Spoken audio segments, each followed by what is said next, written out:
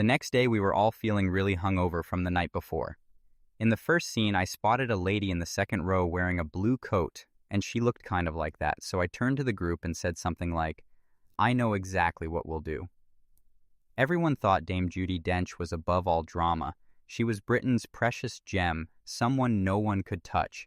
She could perform Shakespeare perfectly, make a whole theater go silent, and win over the audience with just one look.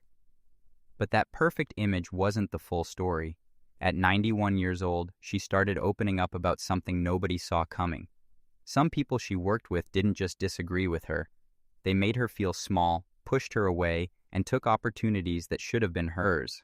Once you hear who did that, you'll never see their work together the same way again. Number 1. Harvey Weinstein, the producer who tried to make her feel like she had no voice. If you made a list of people Judi Dench quietly couldn't stand, this name would be right at the top. Harvey Weinstein was one of the most powerful movie producers in Hollywood. And the reason was pretty straightforward. He talked to her like she couldn't think for herself. The whole thing happened during award season in the early 2000s, when Dench was once again a big favorite to win. Weinstein had taken over her campaign. Dench noticed right away that something felt wrong. The things they wanted her to say didn't sound like her at all. The story they pushed focused a lot on her being fragile, old, and emotional, instead of her skill and strength. She asked why. She just wanted to know who was choosing how people saw her. That question led to a private meeting in Weinstein's office. What happened there is why she never trusted him again. When Dench questioned one part of the publicity plan and suggested a different way, Weinstein leaned, D-back smiled and said, "Judi, leave the thinking to us. You just show up." Dench looked at him for a second and replied quietly, "I've been thinking for myself my whole career." That was the end of it. There was no big fight after that. Dench didn't argue. She didn't get loud. She just stood up, ended the meeting, and walked out. Weinstein didn't try to stop her. He didn't follow her. He didn't say sorry. From that day on, Dench kept him at a distance. She only talked to him when she absolutely had to. She turned down projects that were too tied to him. When they had to interact, she set clear boundaries. What surprised people in the industry was Weinstein's response. A guy famous for pushing hard and getting revenge never fought back. He never tried to take control again. He knew she was done with him. Years later, when Weinstein's bad behavior came out publicly, Dench said in interviews that she was shocked.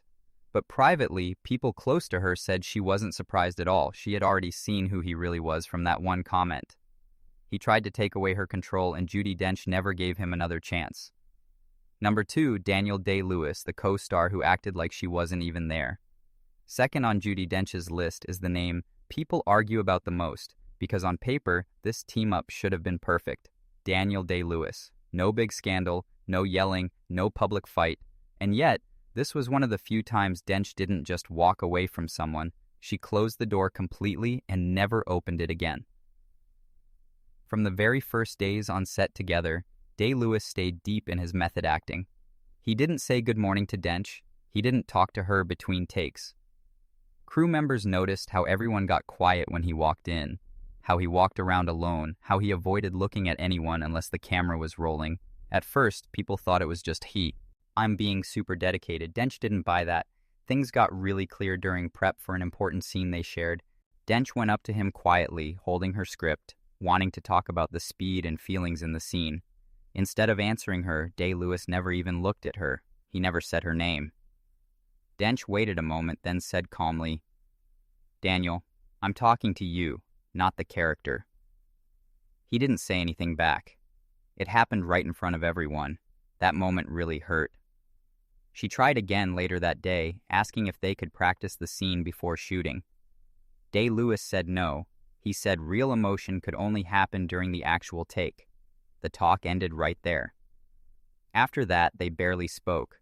Crew members remembered Dench sitting between setups, hands folded, script held tight to her chest, while Day-Lewis stayed off by himself, completely closed off. Years later, Dench finally explained what went down, picking her words carefully. "I find it difficult when people refuse to acknowledge you as a human being." That wasn't just some general thought, it was about exactly what happened.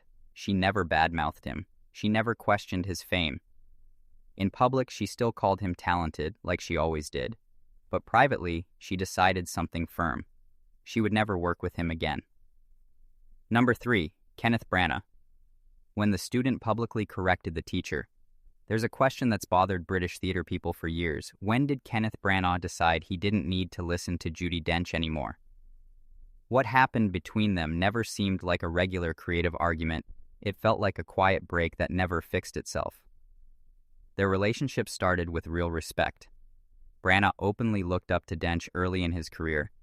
He studied how she spoke lines, how she owned the text, how disciplined she was on stage. Dench, for her part, admired his drive and fresh energy. For a while, people saw them as the ideal link between old and new generations. But that it didn't last. The change happened during rehearsals for one of Branagh's Shakespeare shows in the early 1990s, right when his career was blowing up. Dench showed up like she always did, totally prepared with her lines analyzed. She shared a version of a scene she had worked on alone, expecting them to talk it through. Instead, Branagh stopped her. In front of the whole cast and crew, he brushed off her ideas and said she was overthinking the rhythm. He told her to trust the fast, fresh style he wanted, hinting that her way was old-fashioned. The room went totally quiet. Dench wasn't upset about disagreeing. She had built her career on healthy debates. What shocked her was being corrected out loud by someone who used to want her opinion. The power had shifted, and Branagh seemed ready to show it. From then on, things felt tense. Rehearsals got stressful. Choices happened quicker with less talking. Dench fought back quietly, getting even sharper in her work instead of getting loud. They passed notes instead of speaking. Dench felt ignored, not just as an actress, but as a mentor whose experience didn't count anymore. After the show finished, there were no angry interviews or big fights. Dench just moved on. They never worked together again. When people asked her about Branagh in interviews, her answers got short, careful, and without any warmth. They stay polite today. They respect each other's talent, but that close connection never came back. For Judi Dench, this wasn't about pride. It was about respect disappearing in front of everyone. And once that happened, she never went back. Number 4, Maggie Smith. The sentence that ended a friendship. For years, Dench and Smith were seen as one package. Two queens of British theater, two women who had fought the same fights, earned the same respect, and knew the hidden rules of rehearsal rooms. They joked around in public, stuck up for each other in interviews, and got cast together because everyone thought their friendship was rock solid. That idea fell apart during rehearsals for a big West End show in the late 1980s. The tension had been growing slowly. Smith was dealing with a ton of stress, multiple jobs, and constant media. Dench, as usual, kept her focus on the work.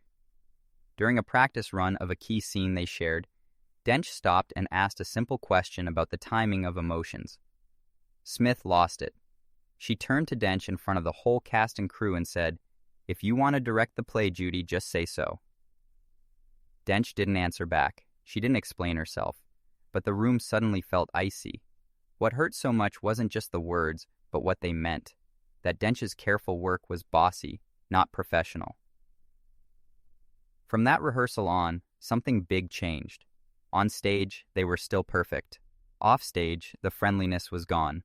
Smith used sharp jokes. Dench stayed cool and distant. Talks got shorter, and they stopped looking at each other much. When the show ended, Dench thanked everyone nicely and just left. She never spoke to Smith about it. In later interviews, Dench talked about Smith with respect, even liking her work. But something was gone. The warmth wasn't there. They never felt like allies again. They were never friends after that. For Judi Dench, this hurt the most because it came from someone who should have understood. Number 5, Steve Coogan, the joke that killed all respect. The last name on Judi Dench's list came from a set that was supposed to feel fun, teamwork-filled, even silly. Instead, it left her feeling colder than any fight could. That name was Steve Coogan, and things broke quickly. They were working on a project that mixed serious stuff with humor. Dench brought order and deep feeling. Coogan brought quick timing, sarcasm, and making stuff up on the spot. At first, it clicked. She liked his comedy skills. He seemed to respect how prepared she was. Things felt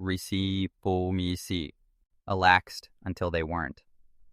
The change happened during an early read-through at the table. Dench paused on a scene and asked about the main feeling behind a line, why it hit at that moment. Before the director could speak, Coogan jumped in with a smile and made a joke to get laughs. "The audience isn't writing a thesis, Judi." Everyone laughed. Dench didn't. From then on, rehearsals felt off balance. Coogan improvised a lot, changing lines as he went. Dench stayed with what she had prepared, tight and exact. Feedback only went one way. When she gave suggestions, they got joked away instead of taken seriously. Crew members saw how she waited longer before speaking up, how she stopped asking for changes, how she just observed instead of joining in. The final straw came in a rewrite meeting. Coogan suggested cutting part of one of Dench's long speeches, saying the show needed more fun and less serious talk. He said it like a joke. It didn't land that way. Dench closed her script folder, looked at him once, and said nothing. The discussion stopped there. After the project ended, Dench wouldn't talk about him at all. When interviews mentioned his name, her answers were short, neutral, and without any friendliness. No complaints came out, and no compliments either, just cold distance. They never worked together again. No making up happened later. For Judi Dench, this wasn't about control or pride. It was about respect for the job. When a joke brushed that off, she shut the door and kept it shut. These weren't big public fights or dramatic blow-ups. They were small, quiet moments that changed everything. Once respect was lost, Judi Dench never let it return. Were these things really impossible to forgive, or would you have dealt with it another way? Tell us what you think in the comments below, and hit like and subscribe for more stories about who Dame Judi Dench truly hated more than anyone.